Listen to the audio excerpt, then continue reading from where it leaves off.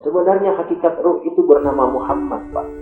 Jati diri manusia itu sebenarnya bernama Muhammad.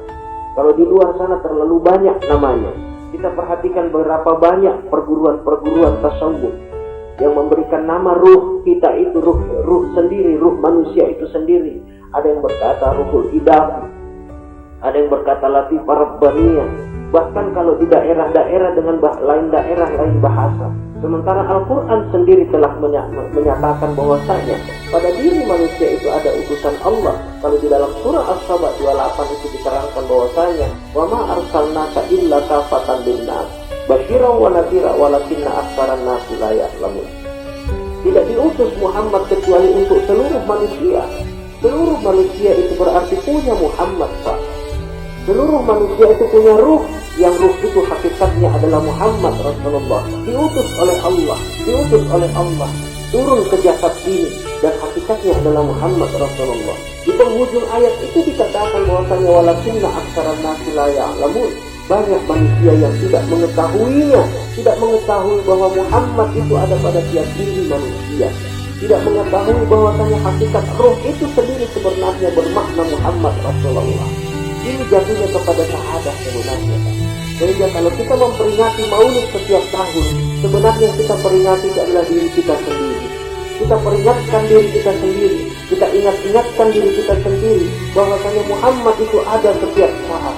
Jangan dilupakan. Karena itu adalah habl kepada Allah, tali penyambung kepada Allah. Wa aqsimi bihablillahi jami'ah. Dan berpegang teguhlah engkau kepada talinya Allah semuanya. Siapa talinya Allah? Yaitu Muhammad Rasulullah. Dikarenakan tidak diterima satu ibadah seseorang, tidak diterima ibadah umat muslim kalau tidak bersama Muhammad Rasulullah. Kita perhatikan bagaimana Nabi Adam alaihi salam hidup selama 360 tahun lamanya dengan satu doa, Rabbana zalamna anfusana fa illam taghfir lana wa tarhamna lanakunanna minal khasirin. 360 tahun diulang-ulang terus doa tersebut. Allah belum menerima taubatnya.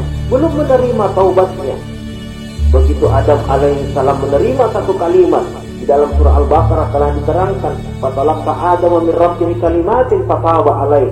Sewaktu Adam alaihissalam menerima satu kalimat itu diucapkan oleh Adam, lalu Allah menerima taubatnya. Apa satu kalimat tersebut? Adam setelah 350 tahun sujud di hadapan Allah, di ujung-ujungnya dia berkata, Rabb, dengan keutamaan Muhammad, demi rahasia Muhammad, demi kecintaanmu kepada Muhammad, ampuni aku ya Allah. Demi kecintaanmu kepada Muhammad, maka Allah Subhanahu wa ta'ala memerintahkan Adam untuk mengangkat kepalanya. Angkat kepalamu wahai Adam. Muhammad siapa yang engkau sebut-sebut di dalam sujudmu itu? Maka Adam bersahadah pada saat itu, asyhadu an la ilaha illallah wa asyhadu anna Muhammadan abduhu wa rasuluhu wa habibuhu. Inilah syahadatnya Nabi Adam alaihissalam di hadapan Allah Subhanahu wa ta'ala. Adam sendiri bersahadah kepada Muhammad. Sewaktu Nabi Yunus dimakan dengan ikan, 7 lapis ikan yang memakannya, 40 hari 40 malam Nabi Yunus juga berkata, La ilaha illa anta, subhanaka inni kuntu minaz zalimin. 40 hari 40 malam Nabi Yunus mengucapkan kalimat itu.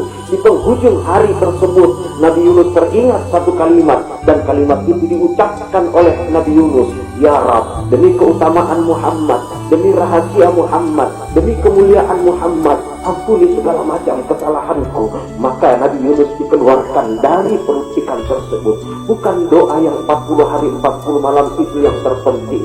Yang paling penting adalah kesadaran kita bahwa ada Muhammad pada tiap diri manusia. Ini yang mau dipakai dalam kehidupan kita, Bapak Ibu. Kalau kita tidak memakainya, Nabi Musa alaihissalam sewaktu berdoa di Bukit Tursina, Allah Subhanahu wa ta'ala berfirman kepada Nabi Musa, wahai Musa, sekiranya engkau berhadapan denganku, akan tetapi engkau tidak membawa kekasihku yang bernama Muhammad, maka kutolak semua ibadahmu dan hidupmu akan kulaknat wahai Musa. Nabi Musa diancam oleh Allah dikarenakan ibadahnya tidak beserta Muhammad. Berapa juta umat muslim hari ini yang beribadah hanya dengan tubuhnya saja? Berapa banyak umat muslim hari ini yang beribadah dan mengucapkan kalimat-kalimat zikir tanpa ada maknawi hakikat ruhnya sendiri di hadapan Allah? Berapa banyak umat Islam hari ini yang sholat tapi dia tidak menghadap Allah karena ruhnya lari kemana-mana? Ini yang saya maksud dengan kesadaran murni, Bapak Ibu rahimahumullah. Dia hidup di hari ini, dia hidup dengan cahayanya Muhammad, dengan cahayanya Allah Subhanahu wa ta'ala. Inilah kekasih Allah yang bernama Muhammad Habibullah. Dia maulid setiap hari, lahir setiap hari pada setiap diri manusia.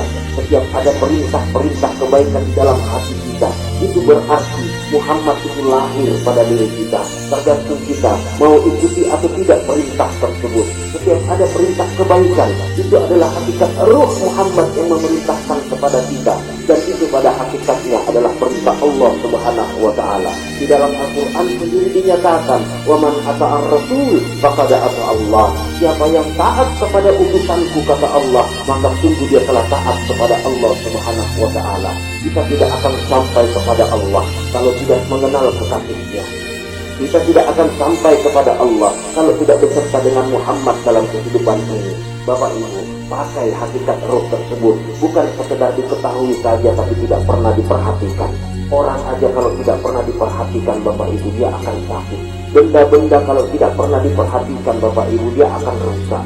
Air aja kalau kita tidak perhatikan, dia akan membusuk.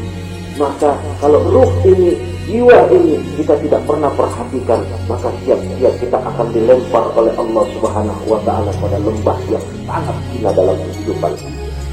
Ini yang dimaksud wa'lamu annafikum Rasulullah.